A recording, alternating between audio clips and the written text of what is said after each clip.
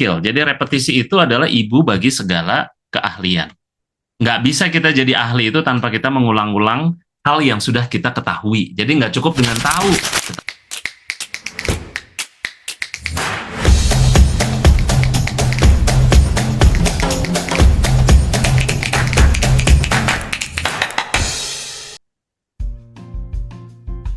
I have a statement for all of you. Imagine this. You are a science teacher. Bayangkan sebuah situasi ini ya. Teman-teman tuh adalah seorang guru ilmu alam, ya, science. Not an English teacher, bukan guru bahasa Inggris. But today or right now, your principal asks you to explain photosynthesis. Tapi kemudian mungkin kepala sekolahnya atau manajer sekolahnya meminta Anda atau teman-teman untuk menjelaskan tentang fotosintesis. Not only in Indonesians, but also in English. Tidak hanya dengan menggunakan bahasa Indonesia, tetapi juga harus menggunakan bahasa Inggris. Meanwhile, sementara itu, your students come from two different worlds. Ya, sementara siswanya itu datang dari dua dunia yang berbeda. One group watches English YouTube videos every day. Ada satu kelompok yang mungkin sudah terbiasa ya menonton YouTube berbahasa Inggris atau mungkin bermain games ya Roblox dan seterusnya. Dan English is not a new thing for them. Jadi bahasa Inggris bukan hal baru lagi buat mereka.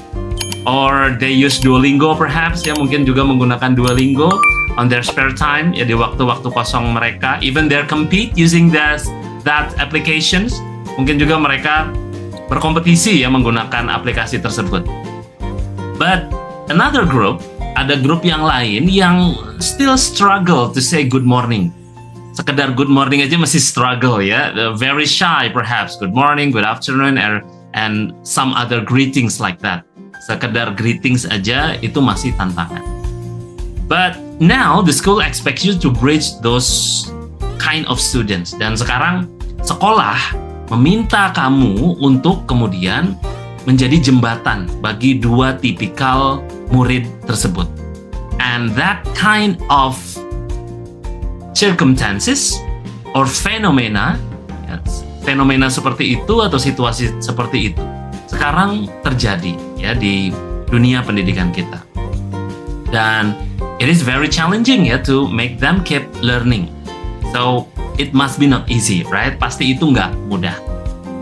So today we are going to talk about that. How to use bilingual teaching and learning approach. Ya, bagaimana menggunakan sesi bilingual. And don't worry ya, because today actually we're not truly learning about English. Hari ini kita nggak benar-benar secara 100% mempelajari bahasa Inggris. We are going to use English ya on that teaching and learning activity, and hopefully for those who is not a teacher, dan harapannya buat teman-teman yang bukan pengajar, you just love English, are able to use that also ya, bisa menggunakan bilingual ways of communications also. Perhaps some of you thinks that mungkin sebagian teman-teman berpikir bahwa Jaksel style of language is awkward, dia mungkin gaya bahasa Inggris Jaksel itu awkward, atau mungkin saya mah pengennya kalau bahasa Indonesia aja, bahasa Inggris ya bahasa Inggris aja. Whether actually internationally ya, padahal secara international bilingual ways of communications ya, cara berkomunikasi dengan cara bilingual itu sebetulnya hal yang biasa saja, common things ya. So today we are going to explore 3 powerful techniques ya. Hari ini kita akan mengeksplor 3 teknik yang powerful to do that kind of bilingual approach into the classroom. Jadi konteksnya ada peserta dari komunitas kita itu yang guru, dan dia bertanya, Mr. G, bikin aktivitas dong atau bikin webinar dong, bagaimana untuk approach ya siswa saya dengan menggunakan bilingual. Saya agak kurang pede nih, sudah dapat tugas dari kepala sekolahnya, tetapi saya agak kurang pede untuk menggunakan bilingual. Yang disebut bilingual itu seperti apa, tekniknya harus kayak gimana, yang sudah selama ini saya lakukan itu sudah tepat atau belum. So hopefully that kind of questions are going to be answered today. Nah, mudah-mudahan pertanyaan-pertanyaan tersebut bisa dijawab hari ini. Let us begin. Ya, mari kita mulai.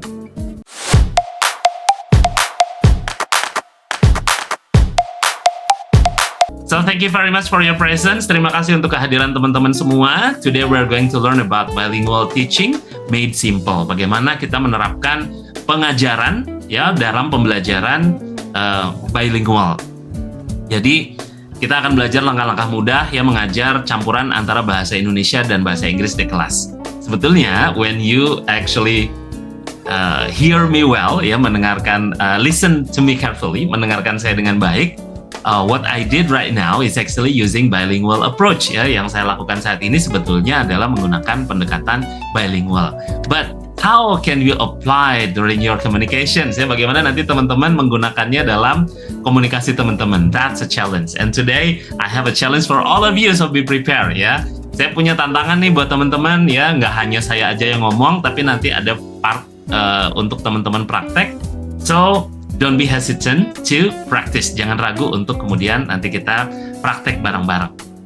So in this room, actually it is free zone area for you to make mistakes ya. Di ruangan ini, di UC Space, ini adalah ruang yang aman buat teman-teman untuk melakukan kesalahan-kesalahan in terms of practice English, dalam rangka praktek bahasa Inggris. Hey, English is not your main language. Bahasa Inggris itu bukan bahasa utama kita. It's not our primary language. So whenever you make mistakes, it means you learn something new. Kalau teman-teman melakukan kesalahan apapun, ya in terms of pronunciation, grammatical rules, or something related with vocabulary preferences, mungkin terkait pemilihan kosakata dan seterusnya, don't worry, that is normal. Ya, itu tuh hal yang normal. Ya, nggak perlu malu, don't be shy ya to perform. Ya, nggak perlu malu untuk perform. Nah, this is the question for all of you. Ini pertanyaan untuk teman-teman semuanya. Kalau teman-teman harus menggunakan mengajar ya, kalau teman-teman harus mengajar bahasa Inggris sekarang juga dalam skala 1 sampai 5, seberapa siap dan mengapa demikian? Okay, so this is question for all of you. If you are ready to answer using written approach ya, kalau teman-teman siap untuk menjawab hanya dengan format menulis, silahkan tulis ya. Kalau teman-teman pede untuk menjawab dalam bahasa Indonesia juga boleh. Tapi kalau lebih pede lagi untuk menjawab dalam bahasa Inggris, that would be very nice. Nah, itu sangat bagus ya. Silahkan. This is question for all of you. Teman-teman punya kebebasan untuk menjawab dalam format apapun. Silahkan.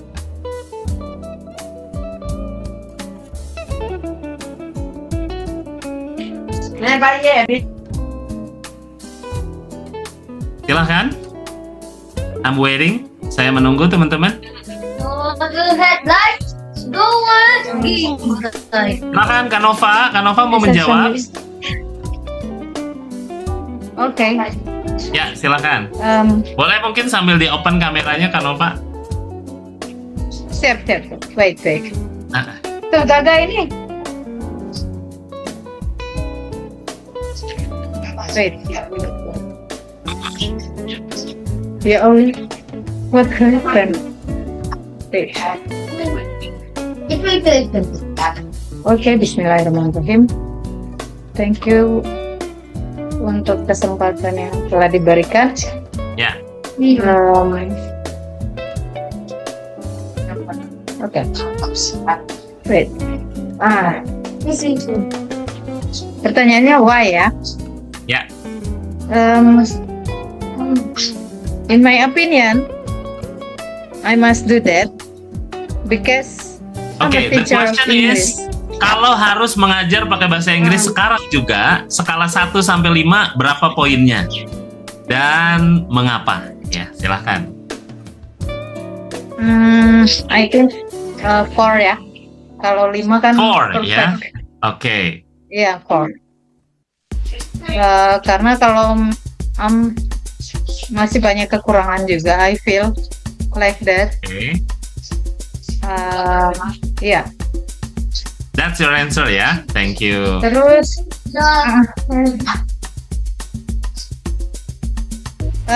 terus menurut saya seperti apa kata Mr. Mr. G, kan bahasa Inggris bukan bahasa kita ya. So Ya. kita punya kesempatan lebih banyak untuk banyak salah juga. I think so. Thank you so much. You're very welcome, Kanova. Yang lain silakan. Kalau teman-teman belum pede untuk open kamera, nggak apa-apa, audio juga ya. Boleh ya, saya tanya teman-teman ya. Pakai bahasa Indonesia juga boleh. Silakan unmute yourself. Me? Oh, Halo, everyone. oke. Sebentar ya. Ya, siapa dulu nih? Yes, please go ahead. Okay, Ya. thanks. Silakan Kak Sasha. Okay, three I think because if I'm familiar with based on topic, if I'm familiar with this topic, so then I'm ready to teach. Oke, so suppose ya, bayangkan teman-teman mempresentasikan sesuatu yang ready topiknya. Berarti antara poin berapa tuh? Kak Sasa misalkan, I'm ready with the topic, so between 1 to 5, on which level you think Okay, your readiness is? Kira-kira berapa?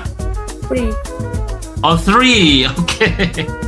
Baik, Kak Sasa, salam kenal ya. So this is your first time or yang keberapa nih? This is my first time. Oke, salam kenal ya Kak Sasha. Where are you now? Bandung, Jakarta, or else? Bandung.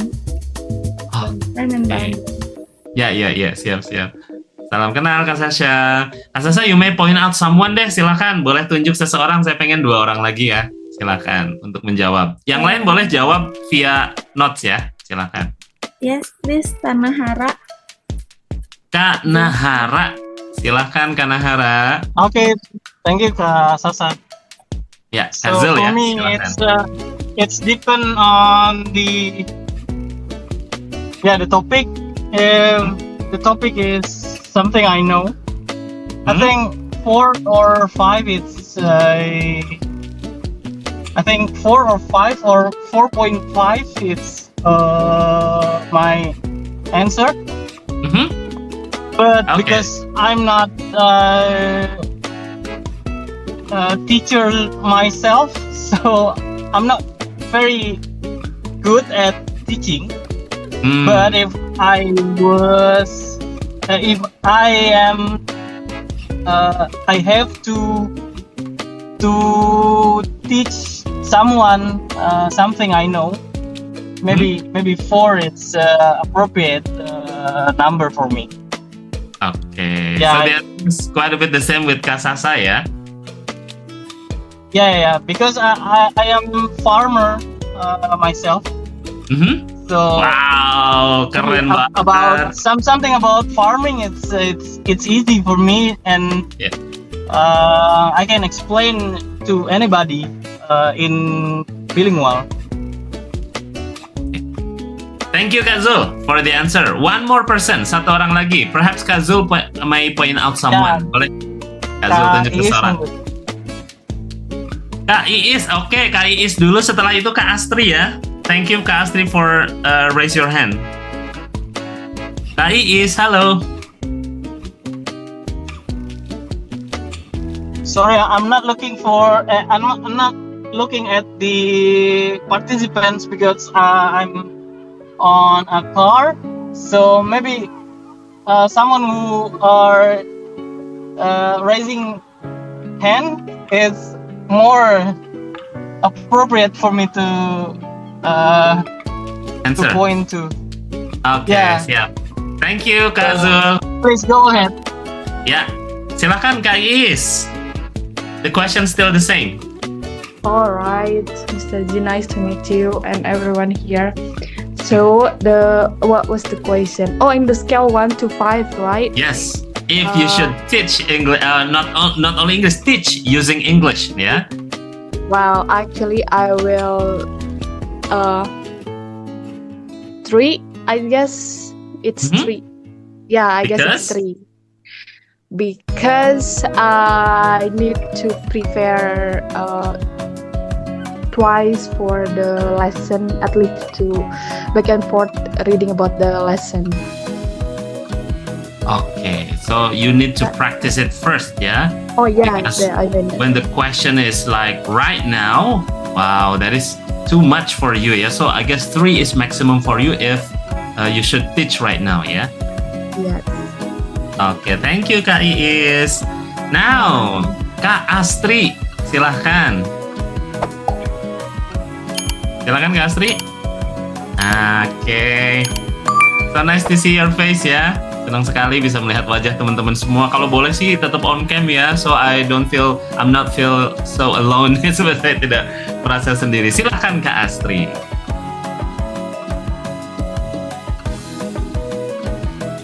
You may unmute yourself first. Silahkan di-unmute dulu, Kak Astri.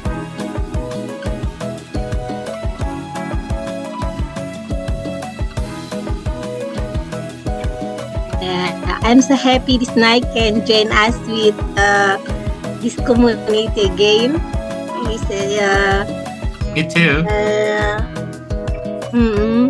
and about verbs why about language speak English scale 1 until 5. I can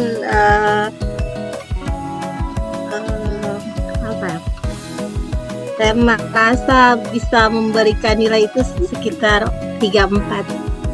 Wih, 3-4 ya. The teaching using English ya. Why? It seems like confident ya. Lumayan confident lah segitu mah. Yes. After the pertemuan kemarin malamnya I always read and write in English. Banyak, saya senang menulis. Wow, thank you. Yes. Senang sekali. This community and can make me sure can bisa mewujudkan mimpi saya. Bermimpi, lakukan dan ya tidak ada yang mustahil. Miracle, keajaiban itu selalu ada. Ungkapan-ungkapan Kak Gatot itu memberi kita saya ruang kepercayaan bahwa saya bisa yakin, saya bisa akan suatu saat bisa tampil di panggung, bisa berbicara bahasa Inggris, dan itu saat ini mood saya baru pulang kerja, tapi mood itu saya lawan harus juga disiplin. Makanya meskipun sudah mau tidur, saya ambil laptop, harus zoom. And I'm so happy. Untuk sementara itu dulu. Terima kasih. Baik, terima kasih Kak Astri ya tadi ya. So Kak Astri, posisi di mana Kak Astri? Where are you now? Saya lupa ingat nih minggu kemarin. Apa yang di NTT ya? If I'm not mistaken. Sulawesi. Oh, North Sulawesi. Miss Nova's friends ya. My friend. Nova. Ya. Nova is my friend. Dia adalah kawan saya pertama yang mengajak saya ke sini dan punya kesamaan minat yang sama untuk belajar bahasa Inggris. Terima kasih Nova. Baik. Siap, terima kasih. Now, teman-teman. Yes, I do agree with Kak Astri and also Kak Nova ya. So the meaning you give is the life you live. Makna yang kita berikan adalah kehidupan yang kita jalani. So when you're not really expert in English, di posisi yang sama, ketika kita ada di posisi yang belum expert nih dalam bahasa Inggris, actually you have two options. Teman-teman itu tetap punya 2 pilihan. Number 1 is to think that there is no hope ya. Yang pertama adalah berpikir bahwa wah nggak ada harapan nih, kan saya tidak expert. Atau justru karena saya tidak expert, maka saya harus belajar, saya harus punya komunitas, saya harus punya waktu luang ya, meluangkan waktu untuk kemudian bisa berinteraksi atau beraktivitas menggunakan bahasa Inggris. Nah, karena waktu itu tidak kita miliki, tetapi kita bisa membuat waktu itu ada. Nah, jadi itu ya, waktu itu kita nggak memiliki. Kita menggunakan waktu kita atau tidak menggunakan waktu kita, waktu itu tetap habis. ya tetap habis kita gunakan gitu. Nah, masalahnya adalah kita benar-benar membuat waktu untuk belajar bahasa Inggris atau tidak, ya, karena kalau kita punya persepsi nggak ada waktu, ya nggak akan ada waktu untuk belajar bahasa Inggris. Kita pasti akan bikin alasan-alasan, kita pasti akan bikin pembenaran-pembenaran bahwa ya kan saya karyawan, saya kan mahasiswa, saya kan student, sudah capek lah belajar bahasa Inggris, masa belajar bahasa Inggris terus. Hey, English is not just a knowledge. Bahasa Inggris itu bukan cuma pengetahuan. English is also a skill. Bahasa Inggris itu juga adalah skill, ya, atau keahlian. Dan namanya sebuah skill harus dilatih, ya, because repetitions is the mother of all skill. Jadi repetisi itu adalah ibu bagi segala keahlian. Nggak bisa kita jadi ahli itu tanpa kita mengulang-ulang hal yang sudah kita ketahui. Jadi nggak cukup dengan tahu, tetapi melakukan apa yang kita tahu. Nggak cukup tahu konsep berenang, tetapi harus melakukan konsepnya di kolam renangnya. Nah, ini kolam renangnya teman-teman, ya. Jadi yang belum bisa berenang nggak masalah, yang penting udah nyemplung di kolamnya, ya. Oke, we have Kak Himaya here. Sorry, I'm holding my two toddler. Ya nggak apa-apa Kak Himaya, ya. Terima kasih. Itu aja udah sangat luar biasa, ya. Sudah ada toddler tapi tetap dipaksakan untuk belajar bahasa Inggris, itu keren banget. So for you, the scale is 4 because you love teaching and teaching and language, especially English. And I want to empower my students with opportunity for better educations, better careers, etc. Terima kasih Kak Himaya. Wah, kita punya pengajar nih, ya, selain Kak Nova di sini. Nah, this is best opportunity for you, ya, to apply two languages or bilingual approach. Kita lanjutkan. So,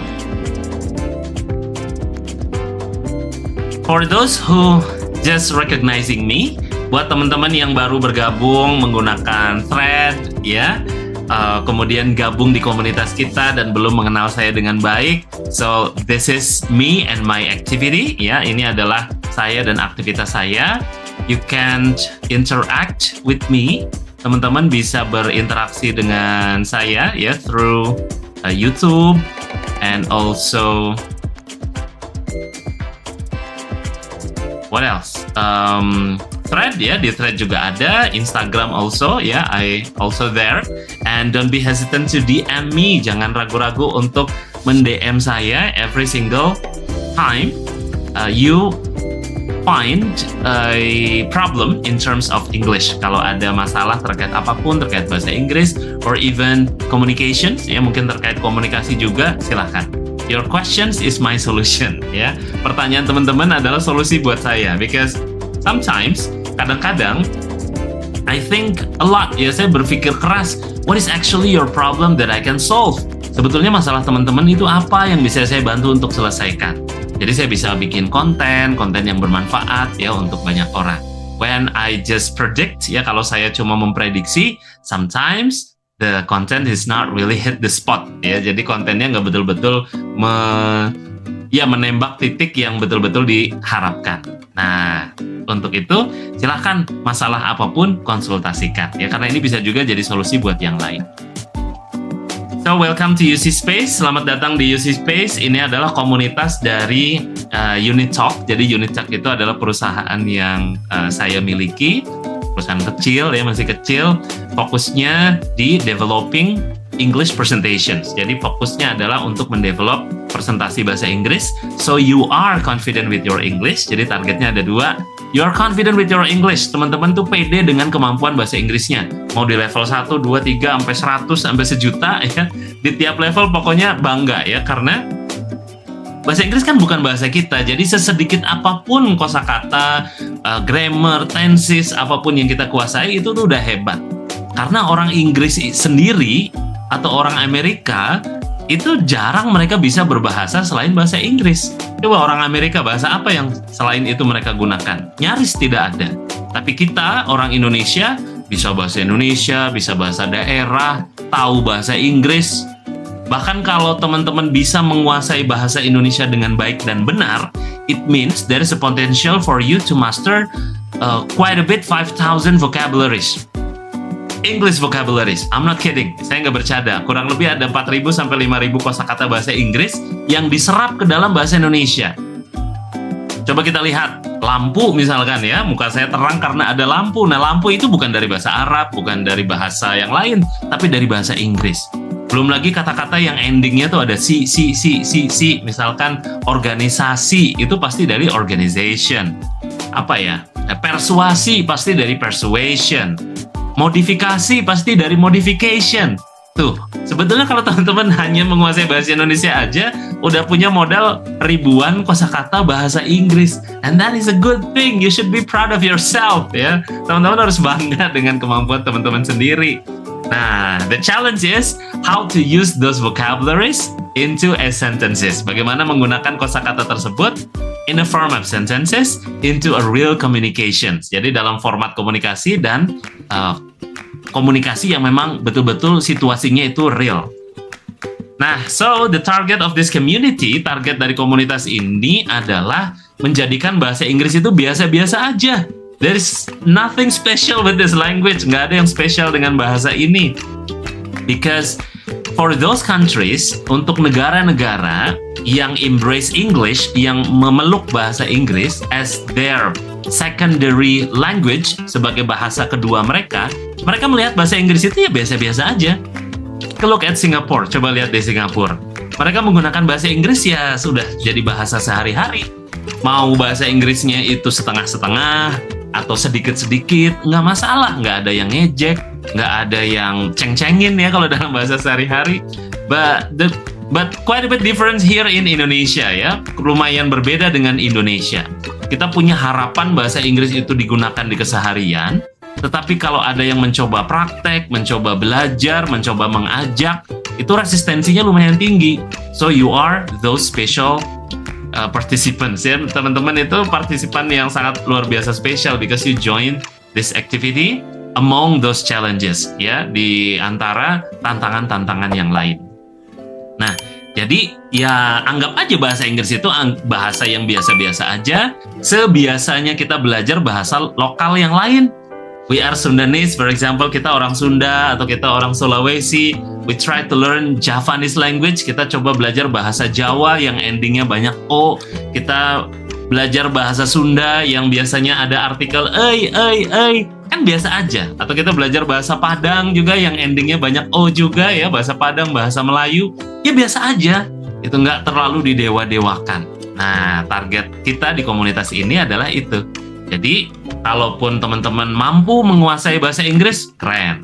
Tapi kalaupun belum, ya itu proses yang wajar. Nggak perlu disesali, nggak perlu ditakuti, nggak perlu merasa tidak normal, ya. Karena bahasa Inggris itu bahasa yang biasa-biasa aja. And you are special because you dare to learn this language. Teman-teman itu spesial karena berani mempelajari bahasa ini. Nah, itu terkait UC Space ya. Nah, sekarang bagaimana cara kita berinteraksi di ruangan ini? Nah, teman-teman bisa menggunakan atribut atau maksud saya metode ya atau pendekatan mask namanya. Nah, melalui pendekatan ini teman-teman bisa lebih ready ya untuk kemudian berinteraksi. Mask ini adalah mixed language.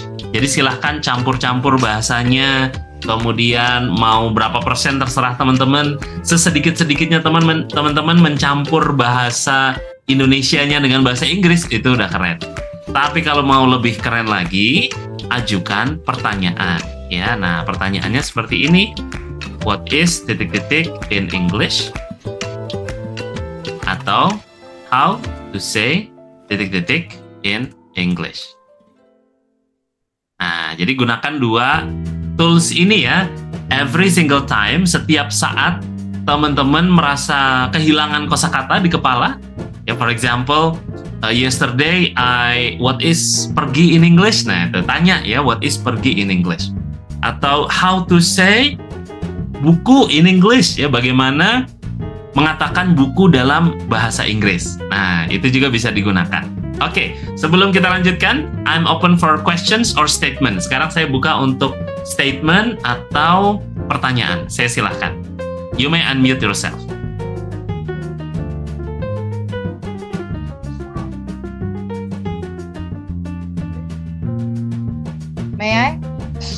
Ya, silakan Kak Nova. Oke, terima kasih. For your information, Ya. saya dan suami itu beda suku. Hmm. Saya Gorontalo, tapi tinggalnya di Sulawesi Utara ya. Kemudian suami saya orang Sunda, Tasikmalaya. Interesting. Oleh karena saya gemar belajar bahasa, especially from bahasa asing dari bahasa Inggris ya. Yeah. Jadi saya menerapkan apa yang saya pernah terapkan dulu waktu masih zaman kuliah. Kalau nggak bisa berbahasa, jadi saya terapkan juga itu ke dalam bahasa Sunda. Saya dengan suami berkomunikasi pakai bahasa Sunda di dalam rumah, yang notabene-nya semua orang di dalam rumah tuh pakai bahasa Gorontalo. Oke. Jadi saya benar-benar belajar dari, kalau istilah dalam bahasa Inggris, native speaker ya. Benar. Jadi Benar. I have one native speaker in Sundanese, and he is my husband. Jadi karena dari gemar belajar bahasa, saya terapkan hal itu ke dalam belajar bahasa Sunda. Alhamdulillah, now I can speak Sundanese. Oke, and in your mind, dan itu saya yakin ya di pikirannya Kak Nova, Sundanese itu ya biasa-biasa aja kan? Yes. Oke, and similar thing. Ya, tapi pertamanya kan saya pikir begini, bahasa Inggris aja, it's a difficult language. Bahasa Inggris yang susah aja saya bisa. Kenapa bahasa Sunda yang kata orang gampang kan, kata orang Sundanya sendiri, bahasa Sunda tuh gampang. Kenapa saya nggak bisa sih? Oke. Jadi kata orang Sundanya kan, Sundanese it's easy. But saya bilang begini ke diri saya, kenapa bahasa Inggris saja yang kata orang lain bahasa yang susah saya bisa menguasainya, kenapa tidak saya terapkan hal itu ke dalam bahasa Sunda? Dan alhamdulillah saya pakai metode yang sama dengan mencoba untuk berbicara, mencoba untuk practice speaking like that ya. Jadi alhamdulillah just 1 year dan kesininya insya Allah bisa. Jadi I can speak Sundanese very well. Alhamdulillah. Thank you Kak Nova ya. Cumanya different with my husband. My husband cannot speaking Gorontalo language. Nah itu perlu di ini ya. Ya, itu tergantung motivasinya juga sih ya. Kalau menurut in my mind ya.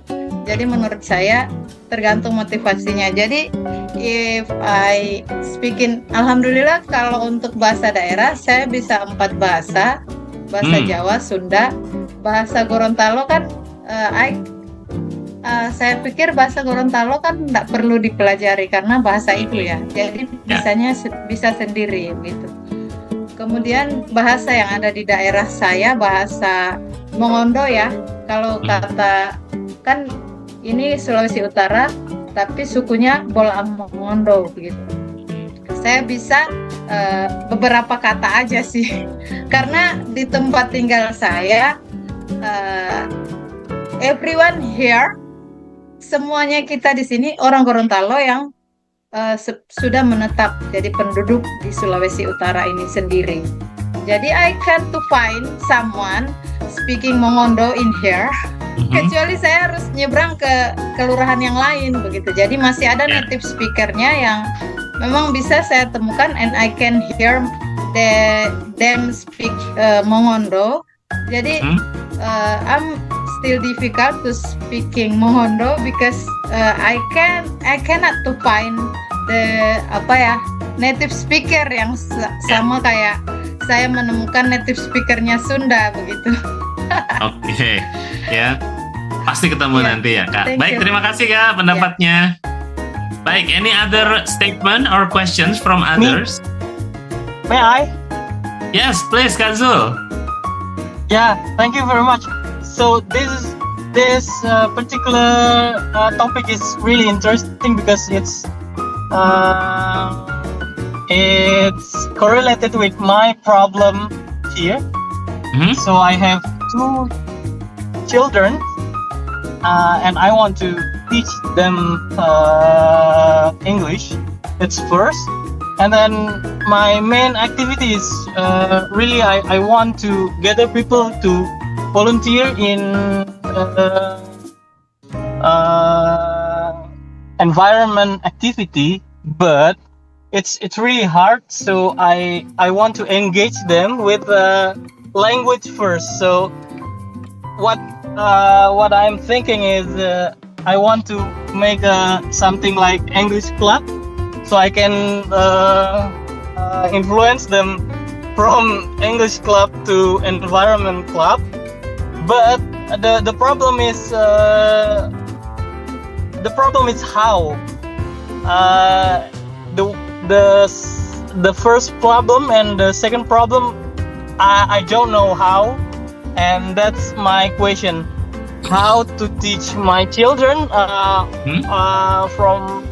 from where I begin, and the second how to gather some people and have a club, and what I have to do. So that's the question. Thank you very much, Mr. G. It's really nice to meet you, to have Yeah. this conversation, and I hope there is something like a special webinar for my problem. Oke, Thank you very much. thank you. Challenge accepted, ya, tantangan diterima. Kak Zul, where are you? Ada di mana? Domisili di mana? I am in Bangka Belitung right now, so Wow. we have so many problem in environment. Mhm. So that's why, and people here they didn't really care. So that's why I decide to, I need Mhm. I need to do this because there are nobody. Hmm. Yeah, Oke, I get who it. I want get it. to do this. So yeah, that's the whole situation I'm in. So I hope I can gather people. Ya, you will, inshallah. That's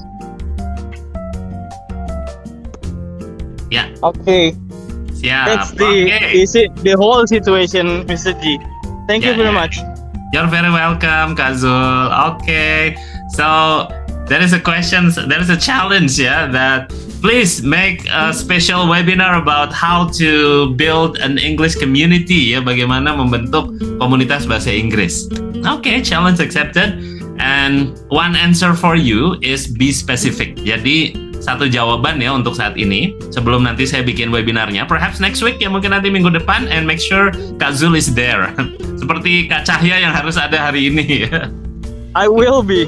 Thank you. Oke. Jadi satu hal yang bisa saya jawab, nah, karena nanti jawaban lengkapnya ya di sesi webinarnya, dua deh. Jadi yang pertama, actually my English competence also comes from an English community. Jadi kompetensi bahasa Inggris yang saya miliki saat ini adalah hasil dari komunitas sebetulnya, bukan dari kursus atau bukan dari belajar di lembaga pendidikan formal. Without saying that there is no impact or influence, ya, tanpa mengatakan bahwa nggak ada banget impact-nya atau influence-nya dari pendidikan formal yang saya jalani, ya. Tetapi yang saya tahu di pendidikan formal itu saya dapat nilai bahasa Inggris itu kecil-kecil, antara 5, 6, ya, kuliah juga dapatnya C, ya, lebih B bahasa Indonesia, bahasa Inggris C, and with that kind of problems, dengan problem seperti itu, saya kemudian coba bikin komunitas gitu. Dan tahun 2005 we create the community called My English Club waktu itu. tahun 2005 sampai hari ini, alhamdulillah ya, komunitasnya masih ada, dilanjutkan oleh yang muda-muda, tetapi komunitasnya tetap berdiri hingga saat ini. Ya, itu yang pertama. Yang kedua, be specific with the content of your community. Jadi harus sangat spesifik komunitas itu. Jadi spesifiknya gimana? Karena yang spesifik itu yang kemudian menarik orang-orang. Jadi kalau kita sekedar bikin I want to create an English club and this is an English club for all. Jadi ini adalah klub bahasa Inggris untuk semua. Nah, biasanya lama-lama rontok ya karena terlalu general topiknya. Jadi lebih baik kita ambil ceruk khusus, misalkan English Community for Environmentalists misalkan, atau English Community for apa gitu. Jadi harus ada identitas utamanya. Just like our community today, ya, the focus is for English presentation. Jadi fokusnya untuk English presentation. Nah, ada kabar juga ya terkait komunitas kita. Di komunitas kita tuh di bagian deskripsi WA itu ada link untuk menuju tantangan 30 hari presentasi bahasa Inggris. Saya ada rencana untuk bikin komunitas, maksudnya tantangan tersebut ada rencana saya akan bikin berbayar eksklusif ya. Sedang saya siapkan sistemnya. Nah, sebelum itu berbayar silahkan kalau mau join ya tantangannya dan lakukan tantangannya.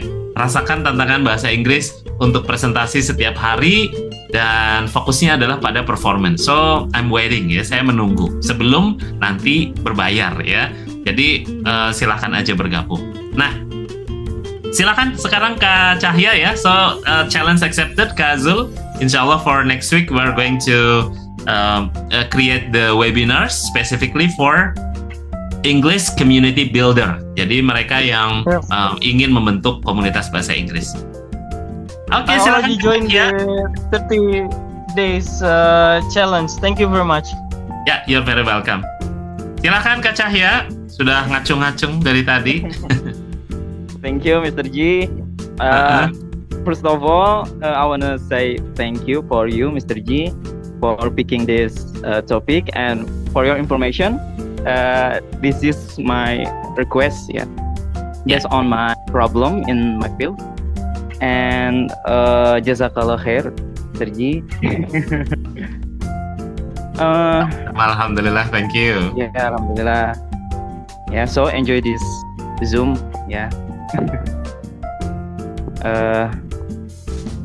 apalagi What ya? else? Cukup Mr. G. Oh yeah, one more Mr. G. Maybe you what is got it? wrong. Maybe you got wrong calendar behind you. It says 5 May. Iya, aduh. Sama orang teknik joking. begitu ya, sama angka sensitif banget dah. Okay, thank you, Mr. G.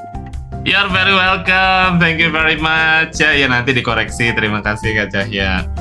Betulnya biar ada yang menotis aja Kak Cahya ya, terima kasih sudah notice. Okay, so allow me to continue ya, kita lanjutkan teman-teman.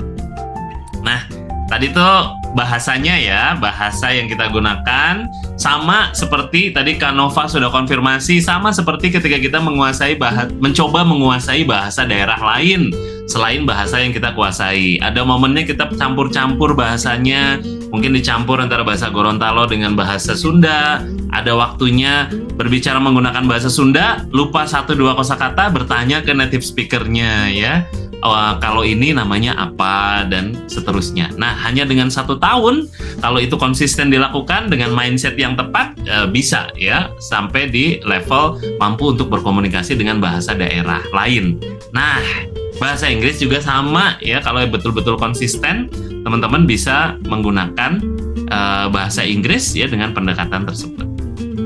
Untuk aktivitas di UC Space ini, Senin sampai ya 1 minggu ini 5 hari kita gunakan untuk 30 days basic English presentation challenge ya. Kemudian Sabtu dan Minggu digunakan untuk promotion day ya, untuk silakan teman-teman mempromosikan aktivitasnya apa, produk yang dijual apa, mencari pekerjaan juga bisa ya. Silakan upload CV-nya, saya butuh pekerjaan jenis apa, mungkin ada jodohnya ya. Itu untuk Sabtu dan Minggu. Sisanya silahkan berkomunikasi di komunitas tersebut sampai hari Selasa ya, untuk kemudian free webinar. Setiap hari Rabu, esok hari, mulai minggu depan ya, nanti kita adakan kegiatan offline. Itu berbayar, tetapi bayarnya silahkan suka-suka ya. Kita ketemu di cafe, belajar English presentation. Nah, itu agenda di komunitas kita ya. Nah, hari ini kita akan belajar 3 hal penting. Number 1 is teaching English versus using English. Ya, jadi apa sih bedanya mengajar bahasa Inggris dengan mengajar menggunakan bahasa Inggris? Apa definisinya? Apa goalnya? Apa yang kemudian itu menjadi pembeda sehingga kita bisa lebih pede ya dalam melakukan aktivitas tersebut.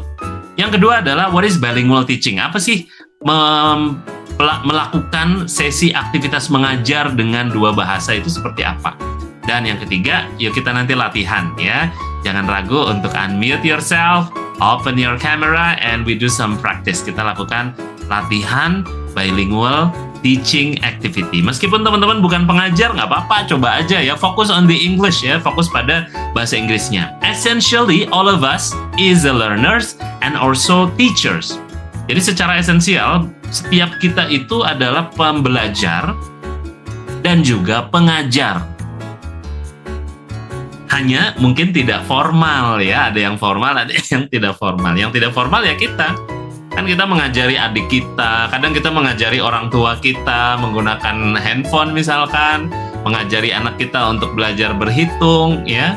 Dan ada momen-momen kalau kita karyawan, ya mungkin kita mengajari sesama karyawan yang lain sebuah kompetensi tertentu. Kalau kita adalah entrepreneur, perhaps we teach our staff or team, ya, under our command, yang ada di bawah komando kita, to do something, to learn something new related with your company circumstances, terkait kondisi-kondisi di perusahaannya teman-teman. So, basically, essentially, all of us is the learners and also teacher. Jadi semua kita itu adalah pembelajar dan pengajar. Cuma tidak sadar saja ya, karena bungkusnya itu ada yang bungkus formal dan yang tidak formal.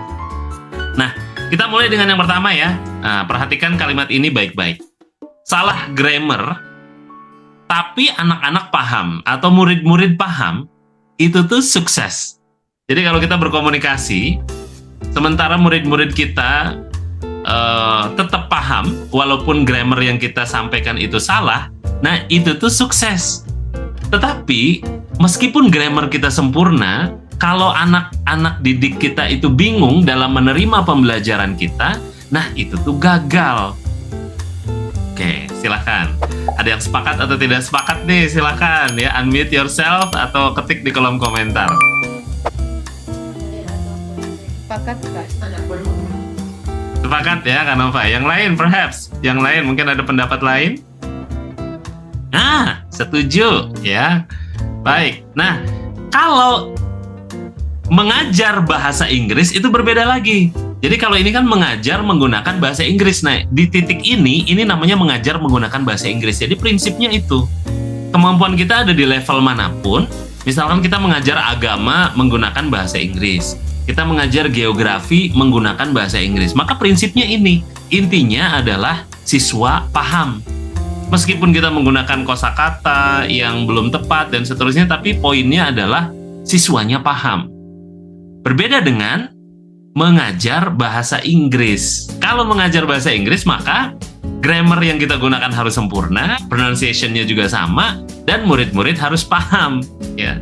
Menjadi cacat kita kalau misalkan mengajar bahasa Inggris, sementara in terms of grammatical rules, we can forget, or even pronunciations, there are misspells and something related with that, ya.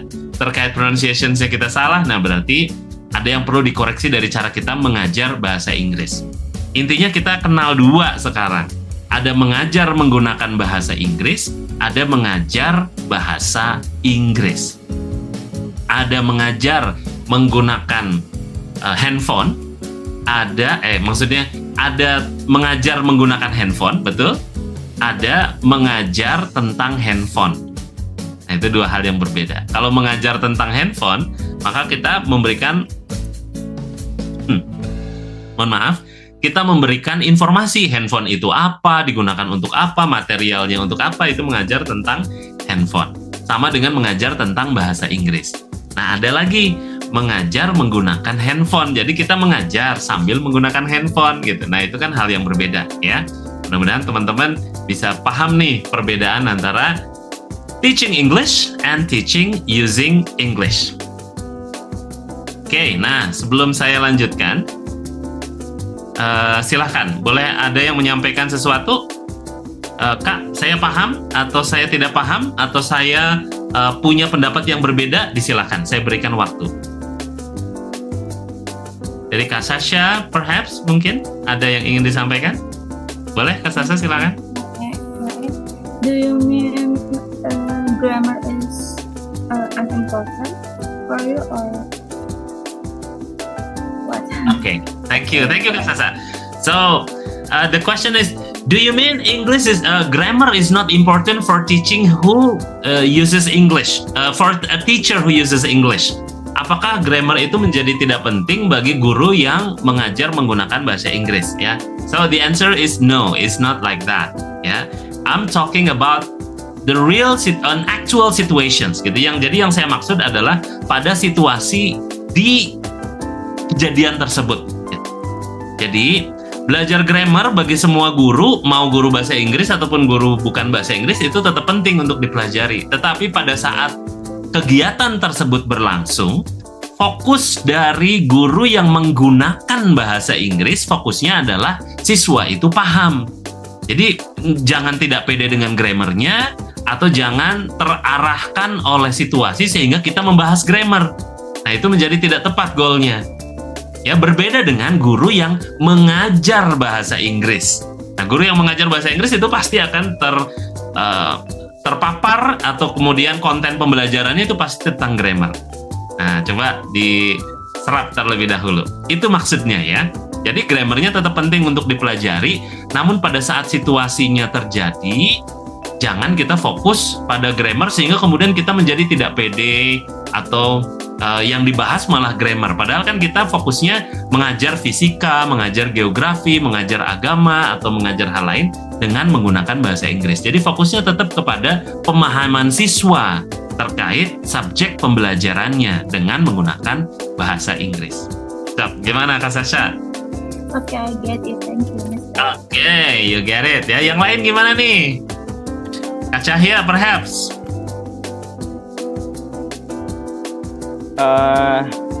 How about when we use bahasa but they still don't understand? Okay. Yeah. Can you give wait. an example, perhaps? Ada contoh situasinya waktu itu saya bla bla bla gitu misalkan. Ada situasinya seperti apa? Ya, pernah pas ngajar gitu ya, cuman pakai bahasa Inggris dan mereka tuh kelihatan bingung gitu. Oke. Jadi udah coba beberapa diksi, tapi tetap masih bingung. Akhirnya ya dibalik lagi ke bahasa Indonesia gitu. Oke, dan ketika pakai bahasa Indonesia masih bingung juga atau gimana? Iya. Iya. Kadang kayak gitu ya. Ya makanya pakai bahasa Indonesia aja mereka bingung, apalagi pakai bahasa Inggris. Pakai bahasa Inggris gitu ya. Oke, baik, siap. Nah, nanti secara keseluruhan jawabannya ada di seluruh konten pembelajaran kita, Kak Cahya. Tetapi kalau misalkan nih dengan menggunakan bahasa Indonesia ada kesulitan untuk memahami, kita bisa gunakan beberapa pendekatan. Yang pertama adalah using analogy, menggunakan analogi atau metafora. Itu akan memudahkan pemahaman ya. Jadi ibaratnya gitu. Nah, kalau misalkan lagi mengajarkan mekanika, engineering, yang diajar siapa sih Kak Cahya? Saya kepo nih, saya kurang update nih sama aktivitasnya Kak Cahya. Apa gimana? Siswa kelas berapa yang diajar oleh Kak Cahya? Atau mahasiswa atau gimana? Mahasiswa di perguruan tinggi. Nah, itu gunakan analogi. Misalkan, sebutkan konten yang saya tidak paham tentang apa, silakan. Misal tentang analisis struktur ya. Wih, analisis struktur, oke. Ya, struktur bangunan kan ada kolom, ada balok, terus ada beban, ya ada gaya dalam segala macem lah. Siap. Nah, kita bisa gunakan analogi, misalkan menganalisa karakter wanita Nah, kami jadi punya gambar ya. Kan karakter seseorang itu kan ada konstruksinya, apalagi perempuan. Nah, itu kan berbeda dengan laki-laki, ada konsepnya. Ada yang disukai dan tidak disukai. Ada kebiasaan-kebiasaan yang harus kita ketahui. Karena kalau kita tidak mampu menganalisa seorang wanita, maka banyak masalah yang bisa kita dapatkan. Nah, kurang lebih kayak gitu. Jadi ada analoginya, ada metaforanya. Sehingga pemahaman terkait memahami, menganalisa struktur bangunan itu menjadi dekat gitu. Jadi metafora itu mendekatkan konsep. Jadi kalau konsep kan rigid ya, ada definisi, ada terminologi. Nah, dengan metafora menjadi lebih dekat. Orang-orang tua kita zaman dulu itu sangat luar biasa. Mereka menggunakan pantun, mereka menggunakan peribahasa ya untuk memberikan pemahaman. Misalkan di mana bumi dipijak, di situ langit dijunjung. Nah, itu konsepnya kan toleransi. Coba kalau belajar tentang toleransi, what is tolerance? What is being tolerant? What is intolerant? Nah, itu kan definisi banget tuh. Tapi orang tua zaman dulu mengajarkan konsep toleransi itu sesederhana itu gitu. Ada bumi yang dipijak, langit yang dijunjung. Bumi yang dipijak itu kecil, mewakili minoritas ya. Kita di tempat yang dimanapun, misalkan kita berada di tempat yang baru, itu bisa dipastikan kita itu minoritas. Satu hal yang membuat kita bisa dianggap bagian dari mayoritas adalah ketika kita menghormati langit yang ada di sana. Kan langit itu kan besar banget, lebih besar dari buminya. Jadi hormati yang banyak ya, karena kita itu ketika menginjakan sebuah tempat yang baru, pasti kita adalah orang baru. Nah, namanya dimanapun ya, orang baru itu pasti minoritas kok sebutkan. Mau mahasiswa baru pasti minoritas, pasti lebih mayoritas mahasiswa yang lama. Apalagi yang baru, warga baru pasti lebih sedikit dibandingkan warga yang lama.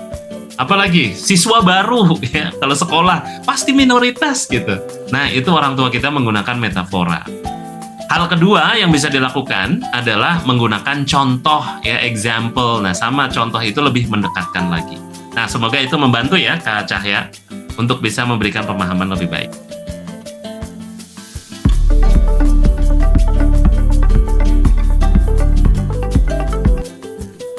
Oke, kita lanjutkan. Nah, di titik ini mudah-mudahan teman-teman paham bedanya mengajar bahasa Inggris dengan mengajar menggunakan bahasa Inggris. Kenapa demikian? Karena, kita akan belajar perbedaan antara learning English and acquire English. Jadi, belajar bahasa Inggris dan belajar menggunakan bahasa Inggris. Ada empat jenis ya, ada 4 jenis kompetensi yang kita miliki saat ini teman-teman. Setidaknya pengalaman saya mengajar membawa saya pada 4 jenis kompetensi ini. Jadi yang pertama adalah jangan pernah mengatakan kalau bahasa Inggris saya 0. Jadi kalau teman-teman nih guru yang merasa bahasa Inggrisnya kurang, jangan pernah bilang bahasa Inggrisnya 0. Kenapa? Karena kalau kita belajar bahasa Inggris atau belajar ya di pendidikan formal 15 tahun atau 20 tahun, nah mungkin kita sudah belajar bahasa Inggris itu 10 atau 15 tahun. Apalagi kalau mulai dari usia dini ya, misalkan dari TK belajar bahasa Inggris sampai kuliah, itu berarti udah berapa tahun tuh? Ada 6 tambah 3 9, 9 tambah 3 12 ya, ditambah mungkin kuliah 3 tahun. Ada 15 tahun kita mempelajari bahasa Inggris. So actually your English is not zero. Nah, kalau mungkin teman-teman baru beberapa tahun mempelajari bahasa Inggris, ya bukan tidak bisa bahasa Inggris, artinya teman-teman skill-nya masih rendah dan level praktisnya juga masih rendah. Nah, PR-nya teman-teman adalah belajar lebih dalam terkait grammar-nya, tenses-nya dan seterusnya ya, seperti tadi yang disampaikan. Tapi kalau kita sudah belajar bahasa Inggris 15 tahun lebih, maka cobalah lupakan sesaat ya, tentang grammar, tentang tenses ya, tapi fokus untuk berlatih ya, practice. Baik itu berlatih secara mandiri ataupun berlatih secara komunitas ya, sehingga kita punya real interactions dengan real people. Sebaliknya, kalau kita terlalu banyak praktek bahasa Inggris, kan ada orang yang banyak praktik bahasa Inggris setiap hari tapi jarang belajar konten bahasa Inggris. Siapa saja mereka? Contoh misalkan tukang patung di Bali, ya.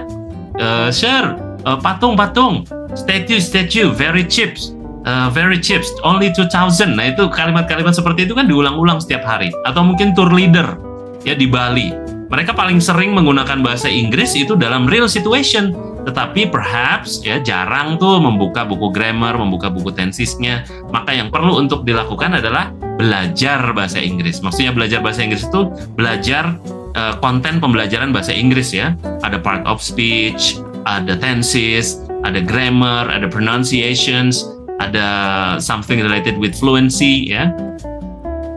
Nah, kalau teman-teman sudah belajar bahasa Inggrisnya banyak, praktek bahasa Inggrisnya banyak, maka pertahankan kompetensinya dengan apa? Dengan mengajarkan, ya, kemampuan bahasa Inggrisnya ke orang-orang terdekat, ya, anak-anak kita, istri kita, suami kita perhaps, ya.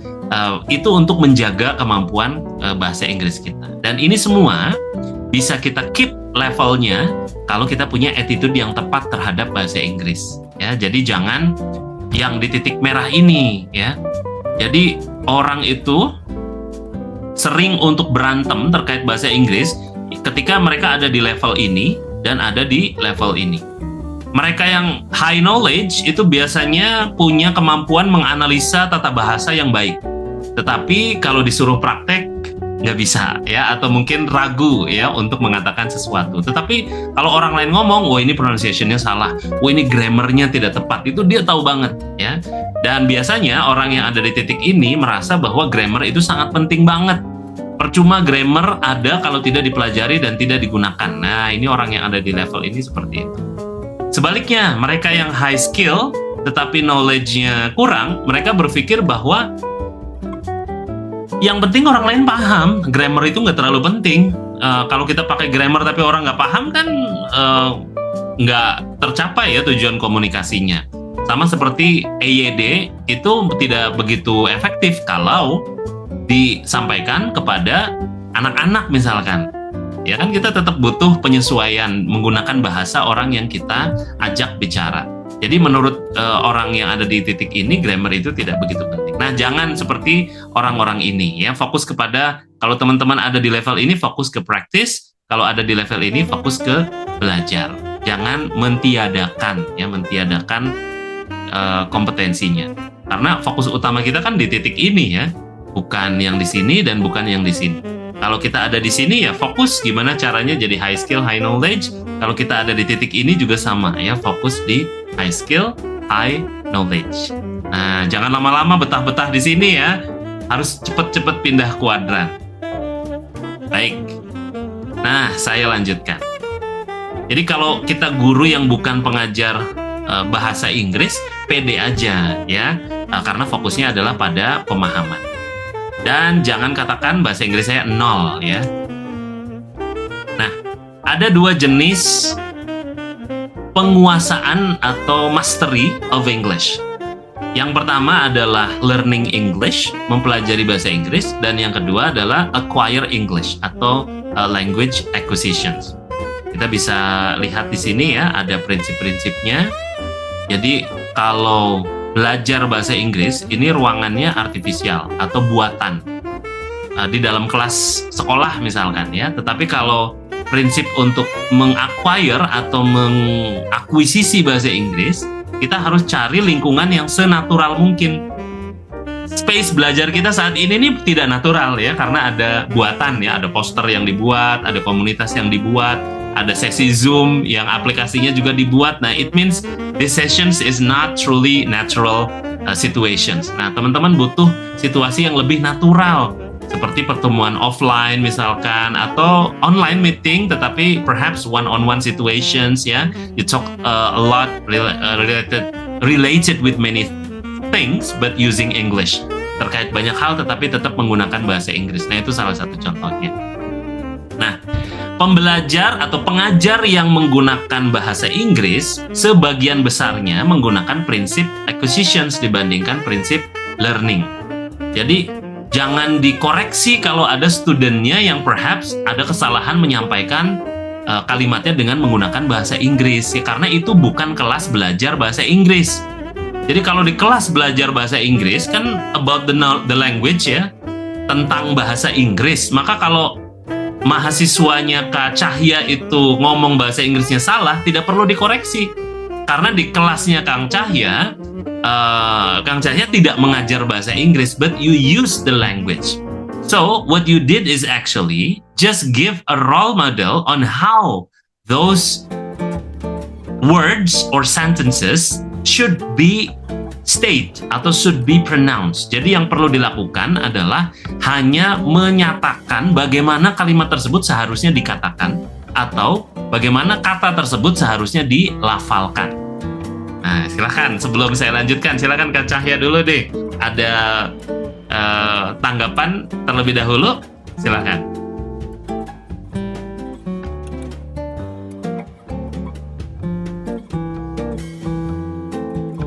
Sejauh ini cukup sih, Mr. Ji. Cukup ya. Jadi Iya. itu bedanya ya. Ya. Jadi karena bukan belajar bahasa Inggris, jadi fokusnya pada menggunakan bahasa Inggris. Yang penting pemahamannya dia dapat. Karena kan mungkin ini tuntutan dari kampus ya, Kak Cahya, untuk menggunakan bilingual, benar nggak? Ya, betul. Apalagi nanti akan ada kelas internasional, Mr. Ji. Ada rencana mau buka kelas internasional. Kayaknya ini kelas persiapan gitu, bilingual tuh.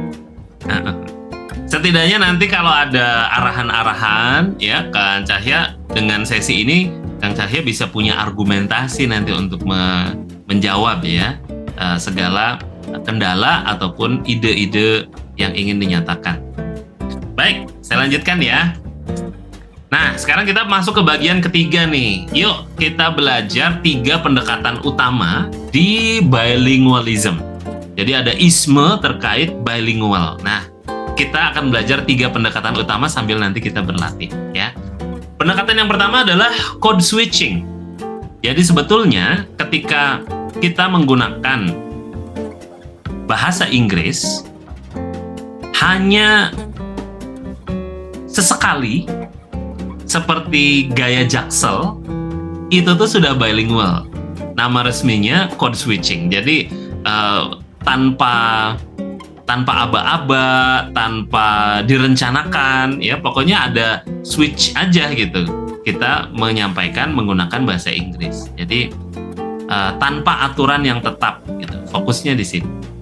Jadi Kang Cahya misalkan ada yang mendengarkan cara Kang Cahya mengajar ya, dan lebih dominan bahasa Indonesianya dibandingkan bahasa Inggrisnya.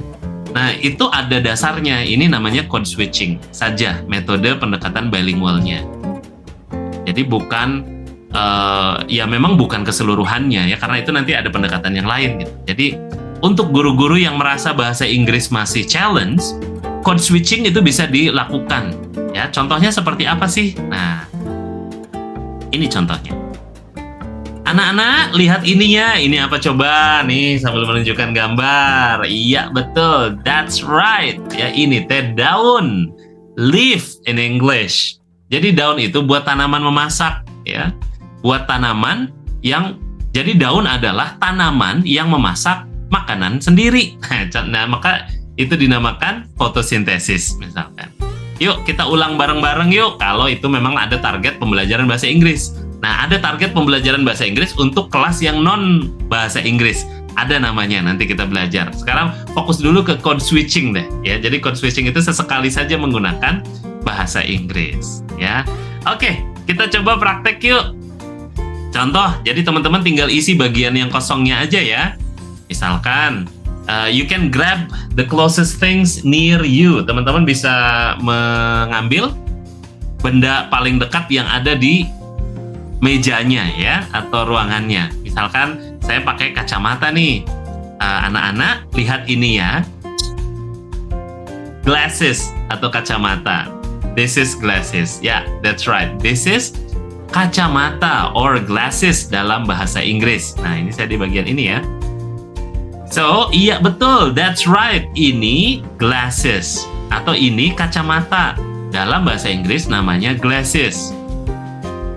Nah, glasses atau kacamata itu adalah the things, ya, hal yang kita gunakan untuk membantu penglihatan kita. Nah, namanya adalah helping tools. Yuk kita ucapkan bareng-bareng, helping tools. Oke, nah itu saya kasih contoh seperti itu. Nah, silahkan. You can try to fill the rumpang spaces. Spaces kan rumpang ya. Ruang ya, ruang yang tidak ada atau ruang yang kosong ini dengan kalimat yang teman-teman ingin isi. Kemudian nanti teman-teman boleh langsung praktek ya. Oke. Silahkan, yang ingin menulis dalam kolom chat juga disilahkan ya. Menulis dalam 2 bahasa. When you are ready, you can unmute yourself and say, I wanna try. Saya mau coba, Mr. G. Ya, please do.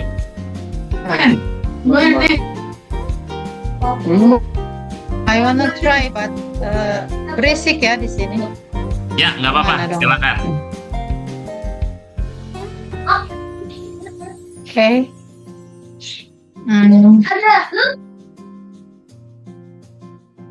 Oke, mulai. Ya, silakan. Anak-anak, lihat ini. Oh, come on. Oke, tapi kayaknya bukan gambar ya, ini langsung ya. Ya, nggak apa-apa. Nggak apa-apa, nggak harus gambar ya. Oke. Tunjuk bendanya. Hey, come on. Ya, this is pensil. Dalam bahasa Inggris namanya juga pensil ya, pensil. Ya, lanjutkan. Oke. Atau ini kita bisa, we can use this for write. Jadi kita ucapkan bareng-bareng, this is a pencil. Like This that is bisa nggak sih? pencil. Ya, Oke, ya nggak apa-apa. Yang namanya juga code switching. Jadi yang penting ada bahasa Inggris yang dicampurkan ya. Baik, terima kasih Kanova. thank you. I wanna try. Please, Kak Sasa. Okay. Oke everyone, anak-anak, lihat ini ya. Ini apa? Ini apa coba? Oke, betul, that's right. Ini adalah pen. Dalam bahasa Inggris namanya, ini adalah pulpen. Dalam bahasa Inggris namanya pen. Pen atau pulpen itu adalah things atau benda. Itu namanya tools for writing, alat untuk menulis. Yuk kita coba ucapkan bareng-bareng. Pen. P-E-N. Pen. Oke, thank you Kak Sasha. Aduh, senang sekali ada yang berani mencoba. Kanova, Kak Sasha, silahkan yang lain. Ya, santai saja. Tadi juga Kanova tidak sempurna, nggak masalah ya. Nggak apa-apa, yang penting intinya code switching itu ada bahasa Inggris yang kita selipkan meskipun tidak keseluruhannya ya. Silahkan. Nah, ini Kak Rizkia nih sudah menulis, terima kasih. Terima kasih Kak Rizkia ya. Boleh Kak Rizkia? Boleh dibacakan aja kan langsung yang sudah ditulisnya Kak Rizkia. Anak-anak, coba anak-anak lihat ini ya. Ini apa ya? Coba. Nah, iya betul. That's right. Ini adalah buku. Bahasa. Dalam bahasa Inggris namanya book. Buku atau buku. Buku atau book itu adalah things. Things adalah tools for studying. Yuk kita ucapkan bareng-bareng. Miss duluan. Nanti yang lainnya ikut ya. Tools for studying. Thank you, tools for studying. Yay. Terima kasih Kak Rizkia. Oke, alhamdulillah sudah ada 3 yang mencoba. Yuk, yang lain dong. Satu kali lagi deh, silahkan. Ada Kak Iis, ada Kak Junaidi, ya. Silahkan disesuaikan dengan konteksnya. Kalau Kak Cahya mau mencoba, berarti konsepnya bisa lebih berat ya, misalkan anak-anak, nah lihat ini nih konsepnya apa, silakan yang lebih berat ya, boleh. Kak Astri, silakan Kak Astri. Naik teman-teman. Ya. Malam ini anak-anak coba lihat apa ini. This is book. What is color this book? Red. And then dalamnya ada banyak tulisan. Ini sedikit catatan semenjak Cikgu kemarin join dengan salah satu komunitas bahasa Inggris, and what is name? UC Space. Yes. Unit of English Community. Yes. Dan ternyata mencintai satu buku, mempunyai minat, ketertarikan itu membawa bahasa Buya Hamka itu aktivitas yang malam dimasuki pagi, malam dimasuki pagi, hingga begadang selarut itu untuk bisa belajar setiap kosakata vocabulary. Dan bisa dilihat, what is this? Teks. Apa arti teks? Ada yang tahu? Tugas. Dan ini menjadi tugas pula saya malam ini. Thank you. Thank you Kak Astri. Baik, terima kasih Kak Astri udah terakhir ya. Siap, terima kasih. Boleh saya lanjutkan ya. Terima kasih untuk yang sudah berpartisipasi ya. Tenang, masih ada 3 ya. Nanti ada contoh best practice-nya dari saya ya. Nah, yang kedua, sekarang ini namanya bilingual education. Nah, ini adalah target atau impian ya dari semua organisasi yang ingin menerapkan bilingual approach in their classroom. Jadi, ini adalah sistem pengajaran yang formal ya, kemudian 2 bahasa digunakan sebagai pendekatan, dan media penyampaiannya completely using these 2 languages. I mean completely, secara lengkap. Perhaps this is the hopes from all organizations ya. Nah, ini contohnya. Silahkan perhatikan baik-baik ya. Contoh misalkan hari ini kita akan belajar menghitung menggunakan titik-titik method. So today we are going to learn using titik-titik methods. So remember the formula. Ingat ya rumusnya. This is panjang sisi dikali 4. So remember the formula. This is side times 4. Contohnya adalah kalau panjang sisinya 5 cm, maka kelilingnya adalah titik-titik. So if the side is 5 cm, the perimeter is titik-titik. 5 times 4 equals 20 centimeters. So that is the things that you should memorize. Itu adalah hal yang harus kamu ingat. Nah, itu tuh 100% bahasa Inggris, 100% bahasa Indonesia. So this is the ideal situations of bilingual teaching and learning. Nah, sekarang kita coba. Ini silahkan diisi yang bagian yang rumpangnya, ya. Silahkan boleh disiapkan mulai dari sekarang. Teman-teman yang belum praktek nanti boleh langsung unmute ya. Don't worry, not focus on perfections, jangan fokus pada kesempurnaan, fokus on performance. Fokusnya adalah saya melakukan. So this is the example. Hari ini kita akan belajar tentang titik-titik. Today we are going to learn about titik-titik. So titik-titik adalah apa? Jadi ulang dalam bahasa Inggris. For example, glasses is the tools for us to enhance our eyesight.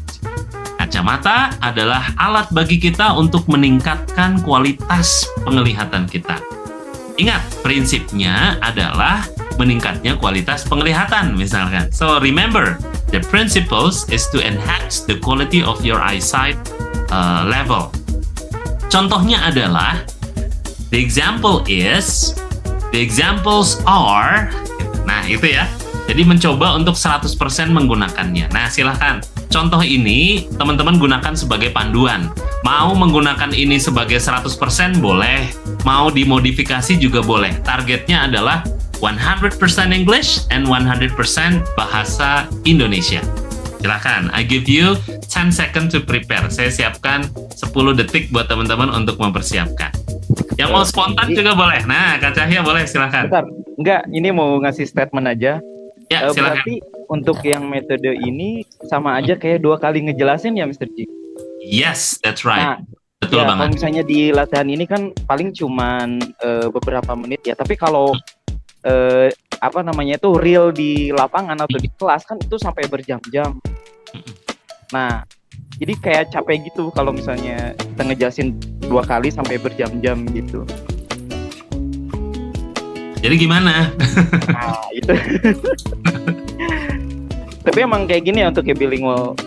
Ya memang seperti itu harapannya ya. This is what I'm saying is this is the ideal approach ya. Memang ini idealnya seperti itu.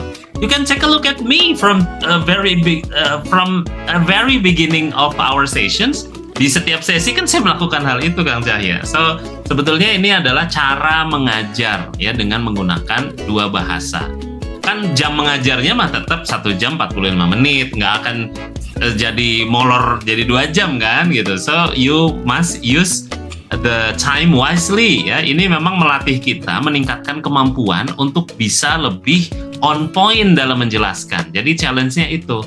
Biasanya kita menggunakan bahasa Indonesia ngayai gitu ya 45 menit. Sekarang challenge-nya gimana dalam 45 menit itu sebuah konsep bisa dijelaskan dengan baik using 2 languages. Jadi memang Kang Cahya dan teman-teman pengajar atau dosen yang lain itu memang lagi coba naik level kemampuan mengajarnya gitu supaya lebih efektif lagi. Kalau dilihat dari sisi beban, ya pasti beban ya. Apa sih pembelajaran baru yang bukan beban ya? Pasti itu jadi beban. But you need to see the ideal goal. Jadi yang harus dilihat kan goal situasinya gitu. Jadi goalnya tuh seperti itu. Kalau Kang Cahya bisa melakukan ini, keren banget ya. You are official as a bilingual teachers. Dan itu ada sertifikasinya, Kang Cahya. Ya. Gimana Kang Cahya? Ada tanggapan sebelum saya lanjutkan ke praktek teman-teman yang lain? Silahkan. Jadi apa namanya itu untuk yang bilingual education seperti ini tuh, nah itu salah satu yang bikin saya males bilingual tuh, karena kan harus 2 kali ngejelasin. Tapi benar apa namanya tuh, saya ke-trigger lagi setelah Mr. G ngejelasin bahwa kita harus lebih wise gitu kan untuk memanage waktu dan sebagainya. Nah itu ilmu baru buat saya sih, Mr. G. Alhamdulillah. Thank you Kang Cahya.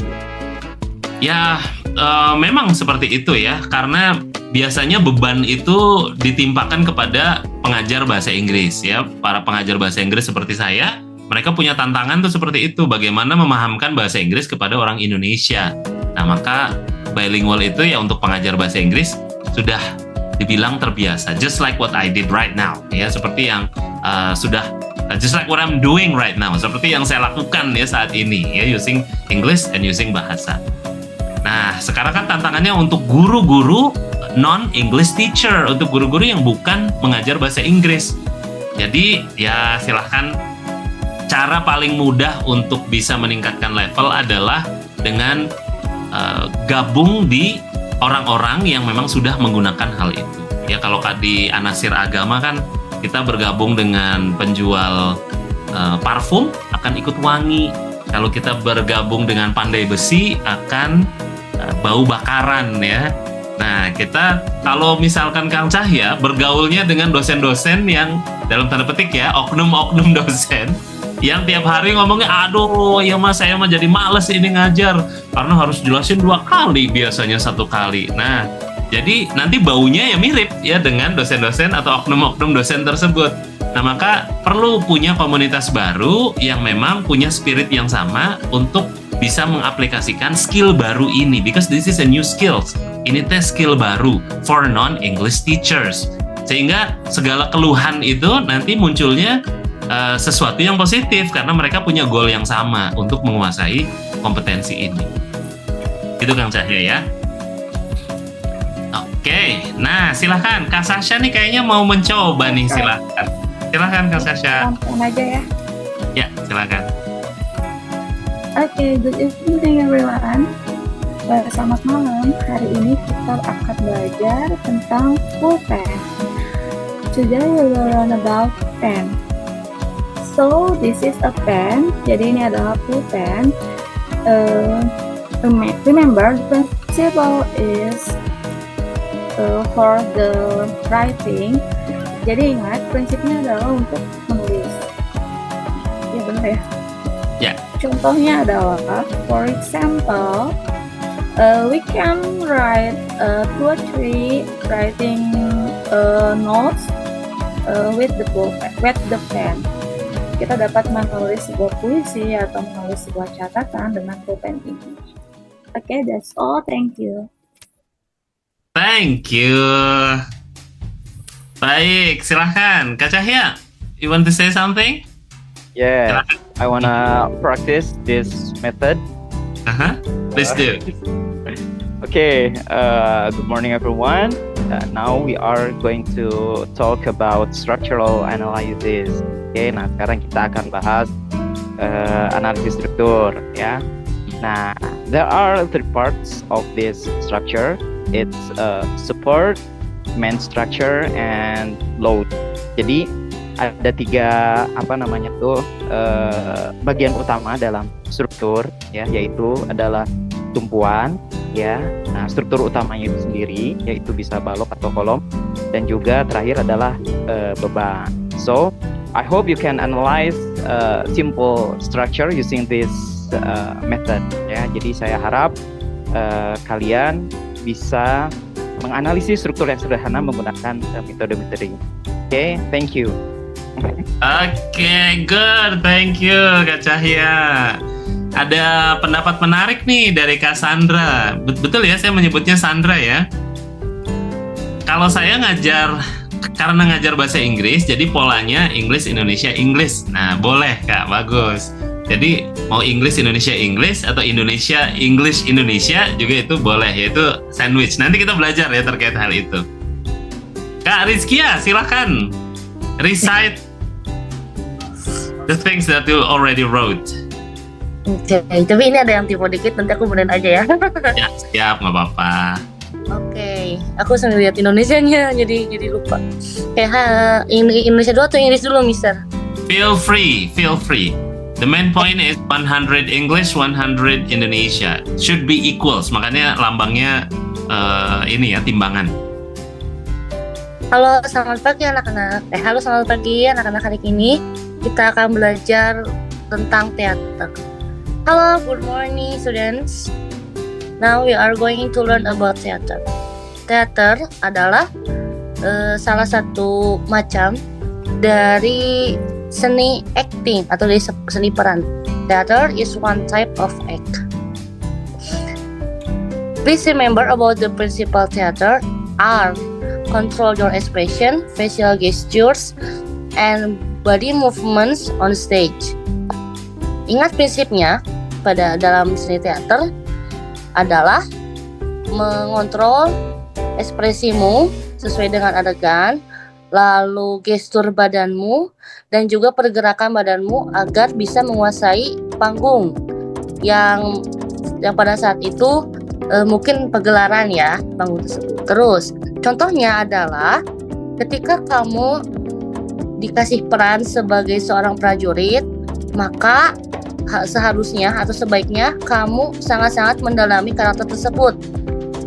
Sebagai contohnya, mungkin kamu bisa sering menonton film mengenai para prajurit sehingga kamu akan terbayang dengan adegan tersebut. For example, if you have to act as a warrior in the scenes, you should really get into the character. You can do this by watching movies about warriors. Oke, thank you. Siapa lagi? Mister. Ya, thank you Kak Rizky ya. May I? Yes. Siapa ini? Kanova ya? Silakan Kanova. Okay. Good evening, everybody. Today we will going to learn about gadget.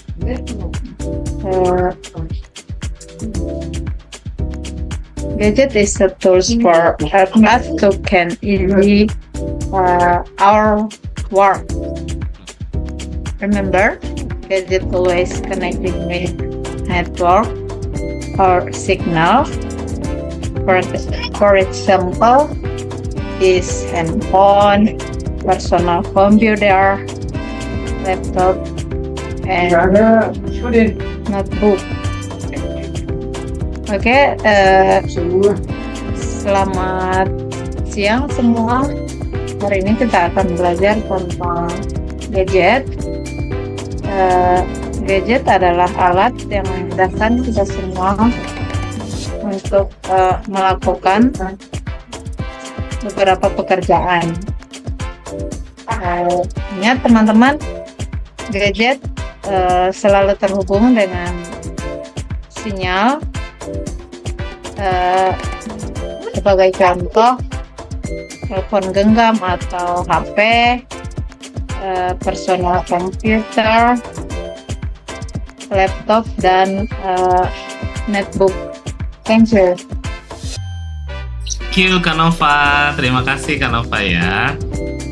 Nah, sekarang tipsnya ya teman-teman yang tadi sudah mencoba. So, the best way, cara terbaik to make our students feels untuk membuat siswa kita merasa that our teaching activity is not like a robotic session atau robotic statement is to pecah ya, to split our content on each sentences ideally.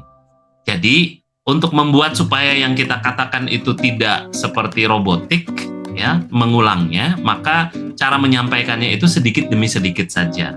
For example, selamat pagi teman-teman, good morning everyone. So everyone are in good conditions right now, semuanya dalam kondisi yang baik-baik saja. Okay, so today I have a very interesting things. Hari ini saya punya sesuatu yang spesial. We're going to learn about, kita akan belajar tentang how to manage our time better. Bagaimana kita bisa memanage waktu kita dengan lebih baik. Nah, kayak gitu caranya ya, supaya bisa terdengar mengalir. Dan we have two things, kita punya dua hal. Satu ada statement, dua ada emphasizing. Jadi ada stating, ada emphasizing. Kita menyatakan sesuatu dan kita menekankan sesuatu. Jadi nada untuk menekankan dengan nada untuk menyatakan kan pasti berbeda ya. Ada perbedaan ketika menyatakan satu hal dan menekankan hal tersebut. Nah, itu bisa kita lakukan ya. Itu tipsnya. Supaya tidak robotik banget. Jadi nada menyatakan atau when we state something ya, saat kita menyatakan sesuatu kalau sama banget itu nanti fokusnya jadi seolah itu robotik intonation-nya ya. Nah, kita lanjutkan sekarang ke bagian yang ketiga. Nah, yang ketiga ini namanya CLIL. Masih sedikit ya sekolah-sekolah di Indonesia yang menerapkan CLIL atau CLIL dibacanya. Nah, CLIL ini singkatan dari C-nya ini content, L-nya ini language, I-nya ini integrated, L-nya lagi learning. Jadi content, language, integrated, learning. Antara konten dengan bahasa itu disatukan ya, terintegrasi.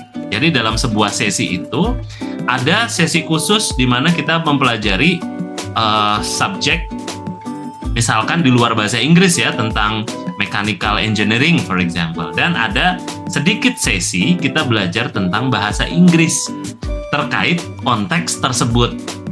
Nah, itu intinya seperti itu. Jadi digabung, kita mau menguasai bahasa Inggris misalkan, nah maka bilingual digunakan dan ada konten bahasa Inggrisnya.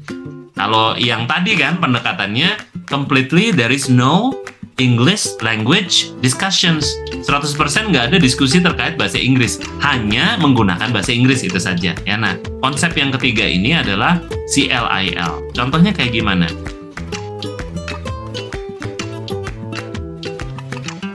Look, I throw the ball up and it's down again, right? Why? Because it's gravity. It's because of gravity. So gravity is the force that pulls object towards the earth.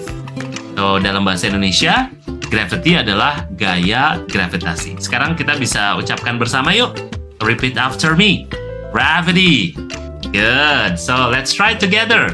Gravity. Cahya, repeat after me. Gravity, gitu ya caranya. Nah, itu tuh kombinasi antara mengajar konten terkait gravitasi dengan melafalkan dalam bahasa Inggris. Ya, nah, terkait hal ini nanti contohnya bisa dilakukan setelah ini. Intinya teman-teman nanti bisa mempelajari secara mandiri ya perbedaan di antara ketiganya nih apa. Di tabel ini teman-teman bisa melihat.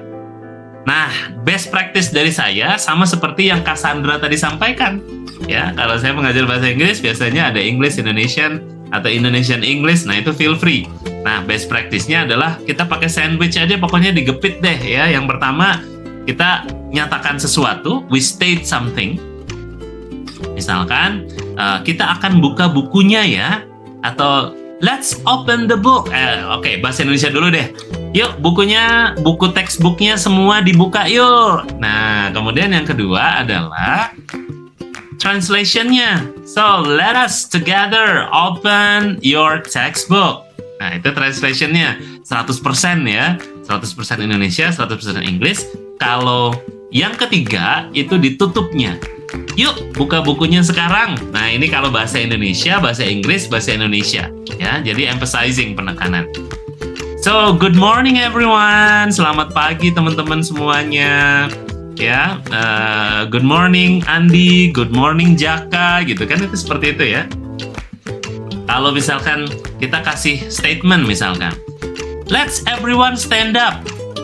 Dalam bahasa Inggris nih, maka translation-nya yuk semuanya berdiri yuk. Oke, stand up, stand up, stand up. Nah, itu ada emphasizing-nya. Kalau dibalik misalkan, yuk semuanya berdiri dulu sekarang. Everyone please stand up. Yuk kita berdiri yuk. Nah, itu emphasizing-nya ketiga. Jadi ada 3 kali penyampaian, tapi tujuannya berbeda. Yang satu memang statement utama, yang kedua terjemahannya, dan yang ketiga adalah emphasizing-nya.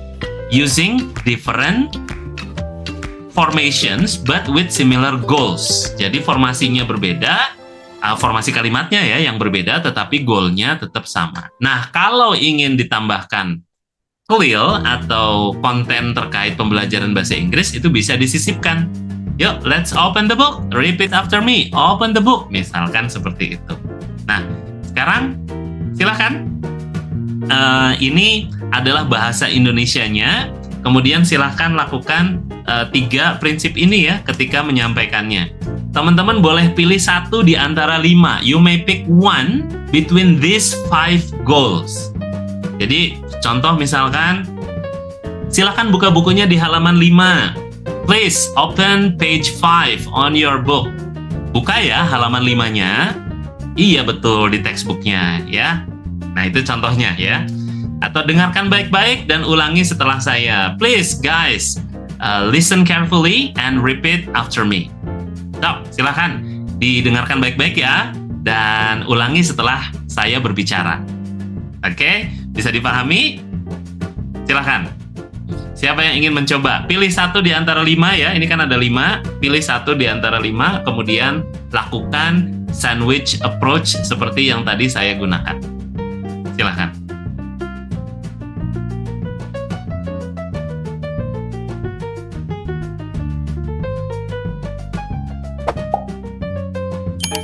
Hello.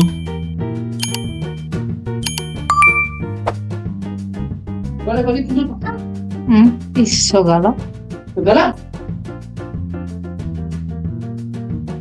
Silahkan Kak Cahya, Kak Sasha, atau Kak Sandra, perhaps you would like to give the example for all of us. Mungkin bisa jadi contoh buat yang lain. Ada yang ngacung, siapa nih? Yang Ya, nomor 4, Mr. J. Yang 4, oke silahkan. Angkat tangan jika ingin menjawab. Hands up if you want to answer. Ayo, angkat tangan. Seperti itu. Good, very nice. Ini best practice-nya saya kayak gini ya. Oke, jadi itu yang saya lakukan. Silakan yang lain selain Kak Cahya. Ya. Yes, please Kanova, silahkan. What number? Nomor berapa? Pilih nomor berapa? Number 5. Number 5, silahkan. Ya. Ya, silahkan. Oke guys, time's up. Waktunya habis. Satu kali lagi, kan ada 3 kali.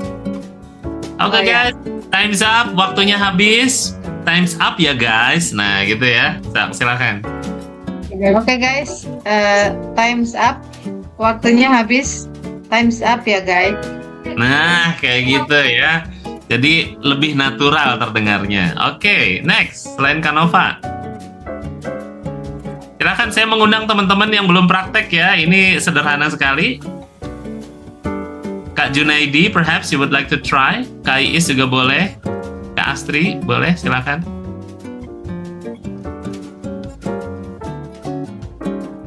Kak, Ya, boleh Kak Sandra. Halo. Kakak ngajar bahasa Inggris buat anak-anak, jadi biasa yang kayak tadi saya udah sampaikan. Jadi I usually start with English and then I translate and then I go back to English because I want them to memorize the English. Ya, jadi biasanya I'll go with number 2. Number 2, please do. Biasanya I usually do this to my beginners class, anak-anak yang masih baru les.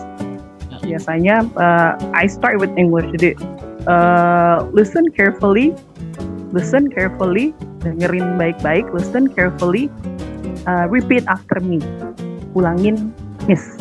Ya, apa yang Miss sampaikan ya, what I say, you repeat, yang Miss ucapkan, kamu ulang. Jadi listen carefully, dengerin baik-baik, repeat after me, ulangi sesudah saya. Like that. Oke, thank you Kak Sandra. Kak Sandra domisilinya di mana? Salam kenal ya. Di Bekasi Kak, tetanggaan kita sama-sama. Jawa Barat. Iya bener. Lagi rame ya kemarin Bekasi ya sama Pak KDM. Iya. Biasa. Siap. Baik, terima kasih Kak Sandra. Yang lain silakan. Yuk, coba yuk. Kak Sasa, perhaps you would like to try again? Mungkin Kak Sasa mau mencoba lagi, silahkan. Kak Rizky juga boleh. Okay, I choose number 1. Oke. Silakan buka bukunya di halaman 50. Okay, please open your book to page 50. Buka bukunya di halaman 50 ya. Okay, like that. Oke, thank you everyone. Oke, teman-teman sudah mempraktekkan tuh ya 3 bilingual approach. Yang pertama adalah code switching. Jadi kalau kita masih belum pede untuk bilingual, boleh nih menggunakan pendekatan ini ya, disepakati organisasinya ya bahwa kita akan menggunakan 3 hal ini. Kemudian yang kedua ada bilingual educations ya as our ideal goals, sebagai goal kita yang ideal saat mengajar 100% using English and also Indonesian. Yeah, of course, this is a major challenge for those who get used to teach using only English or only Indonesia. Yeah, it seems like we do 2 different activities with 2 different weights. Ya, jadi 2 aktivitas yang berbeda dengan berat yang berbeda. So it is going like double your duty gitu. Seperti kita 2 kali itu tugasnya gitu. But actually it is not. Sebetulnya nggak seperti itu. Ya, because when you are able to do it naturally, ketika kita mampu melakukannya secara lebih natural, and you are on right community, kalau teman-teman ada di komunitas yang tepat ya, well developed and also very eager to learn something new, something positive. Ini bukan hal yang mustahil untuk dilakukan. Nah, before we close the session, sebelum kita tutup sesi ini, silahkan saya ingin teman-teman ya, ada Kak Rizky, Kak Sandra, Kak Cahya, you may mention what is new understanding that I got during the sessions, or something that you can share to all of us today, something valuable you would like to share to all of us today as the conclusions of our session. Sebagai penutup di sesi ini, silahkan saya punya kesimpulan apa nih gitu as a primary conclusion, sebagai kesimpulan yang utama. Boleh silahkan dari Kak Sandra dulu, boleh?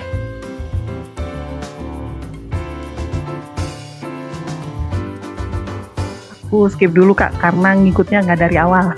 Oke, boleh. Silahkan. Ya, dari Kak Cahya dulu, silahkan. Oke. Kalau saya lebih ke pertanyaan sih, Mr. G, kalau misalnya semua kalimat di di translate ya mungkin agak capek ya. Tapi kalau misalnya kita mengakali ya, dengan kalau misalnya kalimatnya sederhana, kita nggak usah ditranslate gitu. Tapi kalau misalnya kalimat ini dirasa lebih kompleks, nah baru kita translate ke bahasa Indonesia. Nah, apakah kayak gitu bisa, Mr. G? Thank you Kak Cahya ya. So using this 3 bilingual approach, ya menggunakan 3 pendekatan bilingual ini, actually you are free to choose which bilingual approach you would like to try. Jadi sebetulnya kita bisa memilih mana tingkat kompleksitas yang sesuai dengan the visions of the organizations, visi organisasinya. Jadi, because this is something that should work on agreement. Jadi ini tuh sesuatu yang harus bekerja berdasarkan kesepakatan. So what kind of agreement from your organizations? Jadi organisasinya harus punya guidelines atau standar nih. Kampus saya melakukan pendekatan pembelajaran bilingual using what kind of approach gitu, menggunakan pendekatan apa, and stick to that approach. Ya, kalau sudah sepakat misalkan, oke, pengennya code switching aja ya, gaya Jaksel ya, code switching itu gaya Jaksel tuh, ya, dan itu disepakati ya sebagai pendekatan yang akan kita gunakan untuk semester ini misalkan. Nanti semester depan kita ganti ke bilingual education misalkan, ya. Atau selama 1 tahun penuh kita coba code switching bilingualnya, dan itu sah ya ketika itu dilakukan. Yang jadi masalah adalah the organizations only recognize bilingual as an abstract concept. Jadi organisasinya cuma mengenal bilingual itu sebagai konsep yang abstrak gitu. Apakah itu kelil, apakah itu code switching, apakah itu bilingual education, itu nggak ada agreement. Nah, itu yang akan menyusahkan dosen-dosen atau guru-guru yang ada di bawah. Because everyone has their own concept gitu, karena mereka punya konsepnya masing-masing. Nah, maka untuk menjawab pertanyaan tersebut, baiknya adalah harus ada kesepakatan.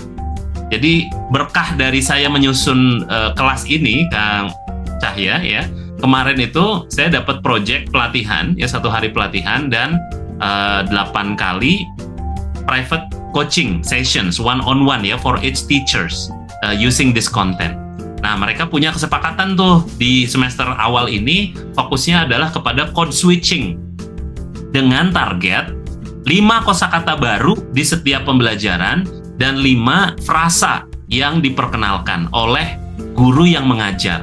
Jadi yang didominasi tetap bahasa Indonesia, tetapi target bahasa Inggrisnya adalah 5 kosakata baru dalam bahasa Inggris dan 5 frasa. Misalkan, let's do it together. Yuk lakukan ini bareng-bareng yuk gitu. Nanti next targetnya 5 frasa baru lagi apa gitu. Dan ini dilakukan oleh guru-guru TK, Kang Cahya ya.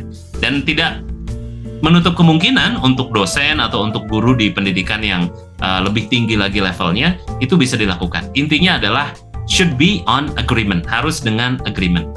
Itu Kang Cahya. Ya. Terima kasih Mr. J. Ya, you're very welcome. Silakan. Kak Sasha, perhaps, what is your final conclusions after you follow these sessions? Okay.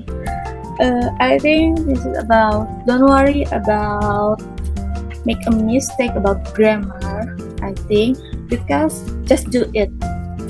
Okay, just do it. And the important things is they know about what they learn, except you teaching English. That's all. Thank you, Kak Sasha. Kak Rizky, silahkan, Kak Rizkia. Your final conclusions. You also teach students, Kak Rizky? Yes, I am. Okay, nah. I get you understand about the difference between teaching English and using English, because I must try to explain for all to my students that if you wanna using English, don't think about grammar. Karena kadang-kadang sometimes my students are feel very nervous because they don't know about grammar, so they don't try to speak English. Gitu. That's it? Yeah. Okay, so the thing is, you know the difference right now ya between two quadrants ya, teaching using English atau teaching English, dia mengajarkan bahasa Inggris, and the weight is different dan itu bebannya itu berbeda. Okay, Cassandra, perhaps thank you Kak Rizky ya for your insight. Silahkan Cassandra. Saya sebetulnya there are two big point for me in teaching subjects to student using English, ngajar pakai bahasa Inggris sama teaching English. Jadi kalau saya di kelas itu kan memang diusahakan kita menggunakan grammar yang baik, apalagi kalau di dalam kelas. But outside the class, kalau kita udah ada di luar, karena saya juga mau membiasakan murid-murid saya supaya bisa dan mau ngomong, hajar aja, tabrak aja, biar kata salah, it's okay. Jadi saya nggak jadi polisi buat jadi mereka ya, supaya mereka juga pede aja ngomong. Jadi mau kata, I'm like ice cream, like that. I know it's wrong. Kalau di kelas saya betulin. Oh, you mean you like ice cream? Iya, okay. I like ice cream. Jadi next time mereka tahu. Tapi kalau di luar grammar itu berantakan nggak apa-apa. As long as you can understand your student and your student can understand you. Jadi we understand each other. And then ada beberapa kayak kayak untuk murid-murid yang masih pemula memang capek banget karena kita ngajarnya ya itu kayak tadi Kak Cahya double banget Pak, gemper saya 6 bulan itu ngajar anak-anak SD kelas 4 yang baru belajar bahasa Inggris dan boro-boro ngomong, tulis, bacanya susah. Jadi apa-apa ya itu, tapi ya teknik saya yang kayak tadi saya sampaikan itu Kak. Jadi we start with English. Good morning, selamat pagi, good morning. Kayak listen carefully, dengerin ya, repeat after me. Itu bulan-bulan pertama sampai bulan ketiga beberapa kali setiap pertemuan itu memang saya tekenin sampai akhirnya mereka tahu, oh next time I say open your book atau listen carefully atau repeat after me atau once again, mereka udah tahu. Saya nggak usah capek nerjemahin lagi, ulangin miss ya, buka bukunya ya, kayak gitu. Jadi double. But for teachers who are teaching other subjects than English using the correct grammar is not important kalau buat saya ya, for me personally, because you're not an English teacher, you don't it's not our mother language juga, jadi nggak apa-apa sih kalau buat saya. Nah, sedangkan saya aja yang ngajar di tempat kursus bahasa Inggris, kalau di luar kelas itu ajar bebas asal mereka berani ngomong juga. But in class, kalau sudah di kelas saya perbaiki iya, karena situasinya kita di dalam kelas. Saya pun berusaha memakai ya itu kata-kata yang ya sesuai pada konteksnya lah. Kalau kemarin saya makan donat, yesterday I eat donat, kalah kalau grammar ya, ditembak saya itu, yesterday I ate donat. Itu kalau di kelas. But outside it's okay, as long as I can I can understand you, you can understand me, Kak Cahya. Gitu kira-kira. Nah memang ada frasa-frasa seperti yang ya itu tadi, okay, good morning, let's open our book, today we are going to talk about, dan akhirnya ya murid-murid saya saya nggak perlu capek-capek nerjemahin lagi karena mereka udah tahu ini artinya itu. Jadi kita maju ya Kak, belajarnya tambah maju. Ada mungkin istilah-istilah kalau dosen lain ya nanya ada istilah baru pakai bahasa Inggris, ya kita harus terjemahkan. Tapi ya itu, kalau metode saya memang begitu karena I want my student to remember the English karena susah sekali kayaknya. Seperti itu Kak. Oke, terima kasih Kak Sandra ya atas insight-nya, betul sekali. Itulah bedanya learning English sama acquire English. Nah, learning English itu di dalam kelas belajar bahasa Inggris. Acquire English itu di luar kelas belajar bahasa Inggris ya. Lebih natural kalau acquire English. Thank you Kak Sandra. Next Kak Astri terakhir ya. Silakan Kak Astri.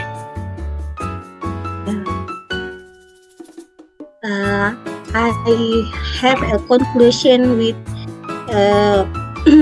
meeting this night is saya ingat sebuah buku Nahlah Shihab yang mengatakan yang judul bukunya semua guru adalah murid dan semua murid adalah guru.